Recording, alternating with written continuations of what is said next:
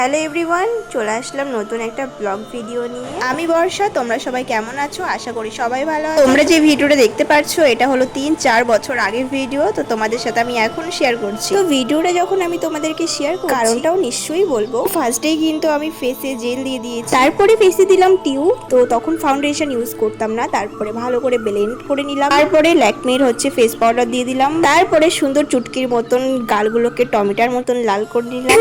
হাসবো না কাঁদবো, দেখো কি করেছি আইব্রোটা। মন খারাপ করে থাকলে কোনো কিছুই ঠিক হবে না। তো ভিডিওটা কেন আমি 3-4 বছর পরে পোস্ট করছি। এই ভিডিওটা যে ফোনে আমি বানিয়েছিলাম ফোনটাও আমার কাছে আজ নেই, কারণ আমার লাইফে এমন এমন কিছু ঘটনা ঘটেছে, এই ঘটনায় আমি সবকিছু হারিয়ে ফেলেছি। তো আমার কাছে অতীত বলতে আর কিছুই নেই, আর এখন আমি বর্তমানটাকে বেশি দেখি। আর এমনি তো ইমোশনাল কেন হয়ে যাচ্ছি?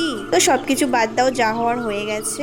চলো ফুল লুকটা কমপ্লিট করা যাক। তোমার ওই চোখ দুটি কি দারুণ সুন্দর। তো দেখো আমি কত সুন্দর করে আইলাইনার পরে নিয়েছি। তো কলকা করতে কিন্তু আমার বেশ ভালো লাগে। আমি ভয়েস ওভার দিচ্ছি আর আমার ওই দিনগুলোর কথা মনে পড়ছে। এই দিনগুলোই প্রোগ্রাম থাকতো, তাড়াতাড়ি করে রেডি হয়ে মালিকের বাড়িতে যাওয়া, এখান থেকে কাজের স্পটে যাওয়া, পরে ফাইনাল ফুল রেডি হওয়ার পরে 3-4 ঘন্টার প্রোগ্রাম শেষ করা এতটাই টাফ ছিল না। 3-4 ঘন্টার প্রোগ্রাম শেষ করার পরে 1 ঘন্টা ধরে মেকআপ করার পরে 2 মিনিটে মেকআপ তোলার ব্যাপারটা খুবই খারাপ লাগতো ভেবে যে মেকআপটা তুলে ফেলছি আমি। তো লাল কালারে একটা টিপ পরে নিয়েছি। তো তোমরা দেখে বলো কেমন হয়েছিল সেই টাইমে এই কলকাটা।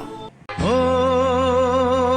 আমাদের কথা শুধু মনে রেখো, সুখী সংসার গড়ে সুখে থেকো, এ ঘর দুয়ার।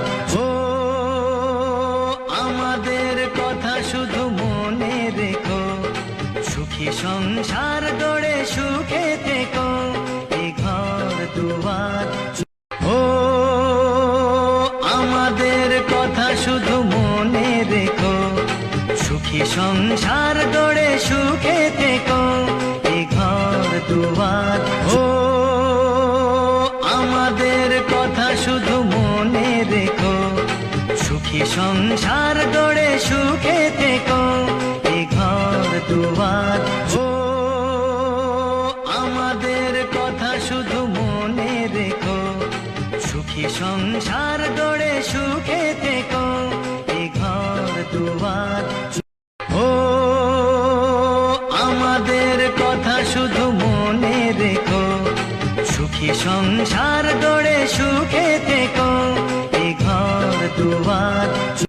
ও আমাদের কথা শুধু মনে রেখো, সুখী সংসার গড়ে সুখে থেকো, এ ঘর দুয়ার।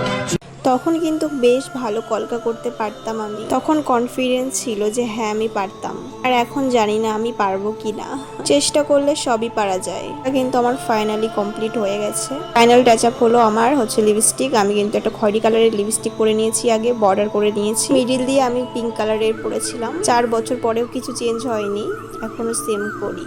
ফাইনাল লুক দেখো কেমন লাগছে আমাকে দেখে বলো। বেশি লুক দেখবে না, তাও ভিডিওটা আমি পোস্ট করছি কালকে। সবাই ভালো থেকো, সুস্থ থেকো, দেখা হচ্ছে নেক্সট ভিডিওতে। বাই।